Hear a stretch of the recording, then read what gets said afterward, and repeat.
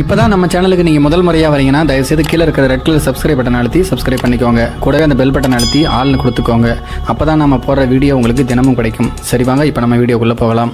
உத்தரப்பிரதேச மாநிலம் காசிப்பூர் மாவட்டத்தை சேர்ந்தவர் அபிஷேக் சிங்.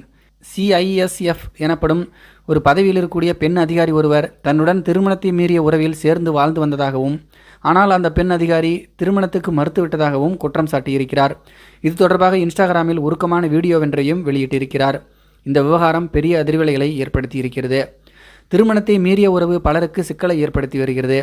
கணவனுக்கு பதில் வேறு ஒரு ஆணுடன் பெண்கள் பழகுவது, அதேபோல மனைவியை தவிர வேறு சில பெண்களுடன் பழகுவது போன்ற சிக்கல்களை தீர்ப்பது பெரிய சவாலாக இருக்கிறது.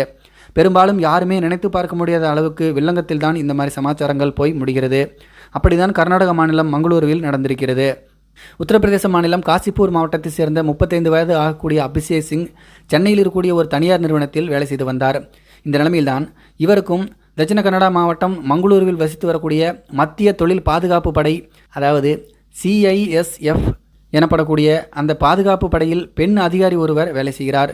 அவருக்கும் இவருக்கும் இடையே இன்ஸ்டாகிராம் மூலம் பழக்கம் ஏற்பட்டிருக்கிறதாம். அந்த பெண் மத்திய அரசு அதிகாரி குஜராத் மாநிலம் அகமதாபாத்தை சேர்ந்தவராவார். 2 பேரும் செல்போன் எண்களை பரிமாறி பேசி பழகி வந்தார்களாம்.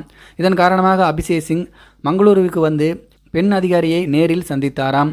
அதனை அடுத்து 2 பேருக்கும் நெருக்கம் ஏற்பட்டதாக சொல்லப்படுகிறது. பின்னர் 2 பேரும் பல்வேறு இடங்களுக்கு சுற்றி திரிந்து ஜாலியாக உல்லாசமாக இருந்ததாகவும் சொல்லப்படுகிறது. ஒரு கட்டத்தில் சென்னையில் இருக்கக்கூடிய வேலையை உதறிவிட்டு அபிஷேக் சிங் மங்களூருக்கு வந்து தனியாக வீடு எடுத்து தங்கியிருக்கிறார். அந்த வீட்டில் திருமணம் செய்யாமலேயே அவரும் தன்னுடைய காதலியான அந்த பெண் அதிகாரியும் வசித்து வந்தார்களாம். பின்னர் திருமணம் குறித்து அபிஷேக் சிங் தன்னுடைய காதலியான CISF அதிகாரியிடம் அடிக்கடி கேட்டு வந்தாராம். அப்போது அவர் திருமணத்துக்கு மறுத்திருக்கிறார். இதனால் ஒரு கட்டத்தில் அந்த பெண் அதிகாரியிடம் அபிஷேக் சிங் திருமணத்துக்கு வற்புறுத்தினாராம். ஒரு கட்டத்தில் அந்த பெண் அதிகாரி தனக்கு ஏற்கனவே திருமணமாகி குழந்தைகள் இருப்பதை சொல்லியிருக்கிறார். இதனால் அபிஷேக் சிங் மனமுடைந்து போனார். மீண்டும் அவர் சென்னைக்கே சென்று தனியார் நிறுவனத்தில் வேலை பார்த்திருக்கிறார். இருப்பினும் தன்னை தன்னுடைய காதலி ஏமாற்றி விட்டதாகவும், உல்லாச வாழ்க்கைக்கு மட்டும் தன்னை பயன்படுத்தி தன்னுடைய வாழ்க்கையை சீரழித்து விட்டதாகவும் புலம்பி வந்திருக்கிறார். அத்துடன் தன்னுடைய காதலியான அந்த பெண் அதிகாரியிடம் செல்போனில் அழைத்து இதையே திரும்ப திரும்ப சொல்லி வந்தாராம். ஒரு கட்டத்தில் கோபமடைந்த அந்த பெண் அதிகாரி அபிஷேக் சிங்கை சரமாரியாக திட்டி இனிமேல் தனக்கு தொந்தரவு கொடுக்க வேண்டாம் என்று கூறி கடுமையாக எச்சரித்துவிட்டு போனை வைத்து விட்டாராம். இதனால் வேதனையடைந்த அபிஷேக் சிங் சென்னையிலிருந்து புறப்பட்டு நேற்று முன்தினம் மங்களூருவுக்கு வந்தார். பின்னர் மங்களூரு டவுன் ராவ் சர்க்கிள் பகுதியில் இருக்கக்கூடிய ஒரு தனியார் தங்கும் விடுதியில் அறை எடுத்து தங்கியுள்ளார். அங்கு அவர் இன்ஸ்டாவில் ஒரு வீடியோ ஒன்றை வெளியிட்டிருக்கிறார்.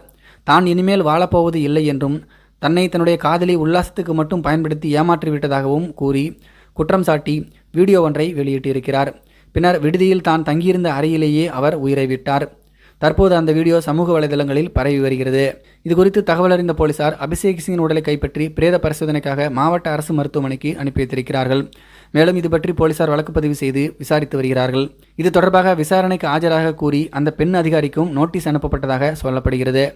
இந்த சம்பவம் மங்களூரில் பரபரப்பை ஏற்படுத்தி இருக்கிறது.